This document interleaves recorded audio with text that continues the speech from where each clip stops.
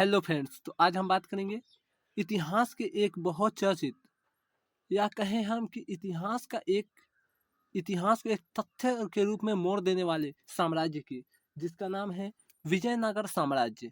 तो आज हम बात करेंगे इस टॉपिक में विजयनगर साम्राज्य की। तो चलिए स्टार्ट करते हैं। तो विजयनगर साम्राज्य की स्थापना 1336 ईस्वी में हरिहर एवं बुक्का दो भाइयों ने किया था। हरिहर और बुक्का दो भाई थे जिन्होंने विजयनगर साम्राज्य की स्थापना की थी। हरिहर एवं बुक्का कुल 5 भाई थे, जिसमें से हरिहर और बुक्का और 3 अन्य थे।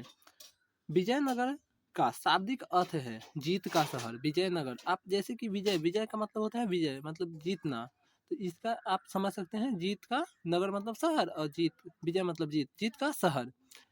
और हरिहर एवं बुक्का अपने पिता संगम के नाम पर, हरिहर एवं बुक्का के जो पिताजी थे उनका नाम था संगम संगम सिंह, तो उन्हीं के नाम पे इस राजवंश का नाम क्या रखा गया, संगम राजवंश।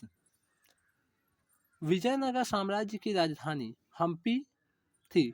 हम्पी जो अभी एमपी में पड़ती है, हम्पी। और उसकी जो भाषा थी वो क्या थी, तेलुगु। विजयनगर साम्राज्य का खंडहर अब आज भी तुंगभद्रा नदी जो बहती है उस पर स्थित है, क्योंकि यह साम्राज्य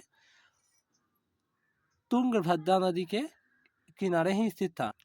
इसी कारण आज भी यहाँ पे आपको तुंगभद्रा नदी के किनारे इसकी खंडहर की जो खंडहर है वो मिल जाएगी। खंडहर का जो साक्ष्य है वो मिल जाएगा। विजयनगर साम्राज्य पर 4 वंशों ने या राजवंशों ने शासन किया। उनके नाम क्या क्या थे, तो पहले था संगम वंश। संगम वंश, उसके बाद आया सुलुग वंश, उसके बाद तुलुग वंश, उसके बाद आया अराविडु वंश। समझे। तो इसके बाद बुक्का प्रथम ने वेद मार्ग प्रतिष्ठापक, वेद मार्ग जो प्रतिष्ठापक था उसकी उपाधि धारण की। किसने, बुक्का प्रथम ने। हरिहर और बुक्का भाई थे, उन्हीं में से एक था, एक आया बुक्का प्रथम, उसने वेद मार्ग प्रतिपाष्टक की उपाधि धारण की। हरिहर द्वितीय ने संगम शासकों में सबसे पहले महाराजाधिराज की उपाधि धारण की। यह महाराजाधिराज आप सुनते होइएगा, इसका शाब्दिक अर्थ क्या है, महाराजाधिराज मतलब राजाओं का भी एक राजा, जो सर्वज्ञ राजा हो बहुत बड़ा, उसको ही महाधिराज कहा जाता है। अब चलिए अगला टॉपिक देखते हैं। अब इसमें देखते हैं इटली का यात्री निकोलो कांटी। निकोलो कांटी एक इटली का यात्री था। वो विजयनगर की यात्रा पर आया था। जो जिसके समय में आया था उसका नाम क्या था, ये देवराय प्रथम के शासनकाल में आया था। किस शासनकाल में आया था, देवराय प्रथम के शासनकाल में यह आया था। देवराय प्रथम ने तुंगभद्रा नदी के ऊपर बांध बनवाया ताकि जलापूर्ति हो सके। उस समय भी आप देखिए कि कितना सिस्टम डेवलपमेंट था। उस समय भी बांध बनाकर जल की पूर्ति की जाती थी कि उससे खेती हो, नहर का काम किया जा सके उससे, और उससे कृषि का विकास किया जा सके। इसके बाद देवराय प्रथम ने सिंचाई के लिए हरिंद्रा नदी पर एक बांध बनाया। देवराय प्रथम ने हरिंद्रा नदी पर भी एक बांध बना दिया। एक तुंगभद्रा नदी पर देवराय प्रथम ने बनाया, उसी ने हरिंद्रा नदी पर भी एक बांध बना दिया। निकोलो कांटी ने विजयनगर में दास प्रथा के बारे में विस्तृत वर्णन किया है। निकोलो कांटी की जो पुस्तक है उसमें दास प्रथा के बारे में आपको एक विस्तृत वर्णन मिलेगा। संगम वंश का सबसे प्रतापी राजा देवराय द्वितीय था। कौन था, संगम वंश का सबसे प्रतापी। संगम वंश मतलब जो वंश था हरिहर एवं बुक्का के द्वारा स्थापित, उसका जो सबसे प्रतापी राजा हुआ देवराय द्वितीय हुआ। इसे इमाडी देवराय भी कहा जाता है। फारसी राजदूत अब्दुल रज्जाक देवराय द्वितीय के शासनकाल में विजयनगर आया था। यह भी एक राजदूत था। यह कहाँ का राजदूत था, फारस। फारस मतलब फारसी, फारसी वहाँ का भाषा है, और फारस का यह राजदूत था। और ये कब आया था, देवराय द्वितीय के शासनकाल में आया था। इसके अनुसार जो फारसी राजदूत अब्दुल रज्जाक जो आया, उसके अनुसार विजयनगर में पुलिस वालों का वेतन वेश्यालय की आय से दी जाती है। इसका 2 भाग कीजिए, इसका संधि विच्छेद कीजिए। वेश्या जो आलय जहाँ पे वेश्याएं रहती थी, जो वेश्याएं का घर था, वहां से पुलिस वालों की जो वेतन था वो आता था।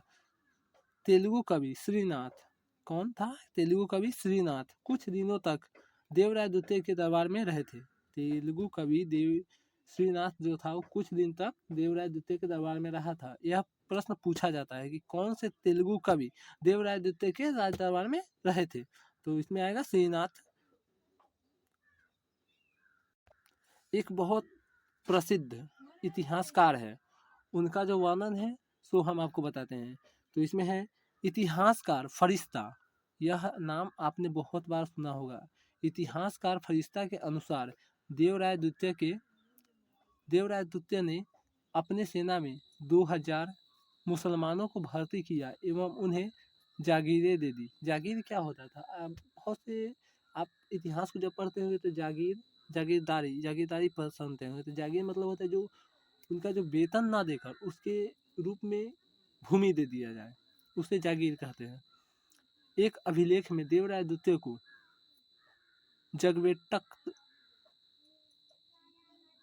जगवेक्टर यानी कि हाथियों का शिकारी कहा गया है, क्योंकि देवराय द्वितीय जो था वो हाथियों का शिकारी का शौकीन था। देवराय द्वितीय ने संस्कृत ग्रंथ महानाटक सुधानिधि एवं ब्रह्मसूत्र पर भाष्य लिखा है। मल्लिकार्जुन को प्रौढ़ देवराय भी कहा जाता है। मल्लिकार्जुन जो एक था उसे प्रौढ़ मतलब होती है बूढ़ा, और देवराय भी कहा जाता है। संगम वंश के प्रमुख शासक हरिहर, जिसने यह मिलकर हरिहर एवं बुक्का ने जो साम्राज्य की स्थापना की थी, उसका ही एक हरिहर 1336 से 1356 ईस्वी तक। यहाँ पे आप याद रखिए ईसा पूर्व नहीं ईस्वी है, एडी न कि बीसी। बुक्का प्रथम 1356 से 1377 ईस्वी तक। हरिहर द्वितीय 1377 से 1404 ईस्वी तक।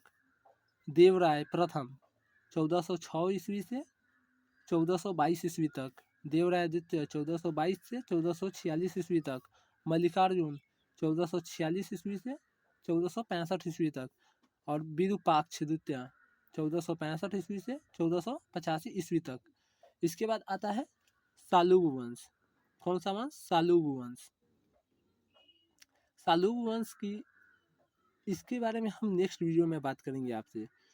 और आपको इसके बाद एक तालुब वंश बच गया, और एक बच गया अभिराइडू वंश। इस तीनों के बारे में हम आपको नेक्स्ट वीडियो में बात करेंगे। और इसका जो PDF है वो टेलीग्राम में दे दिया जाता है। तो जो वीडियो है इसके डिस्क्रिप्शन में टेलीग्राम लिंक है, अब आप जाकर वहाँ से इसका नोट्स ले सकते हैं। और इसके साथ साथ इस चैनल को सब्सक्राइब कीजिए, ज़्यादा से ज़्यादा शेयर कीजिए और लाइक कीजिए। मिलते हैं एक नए वीडियो में।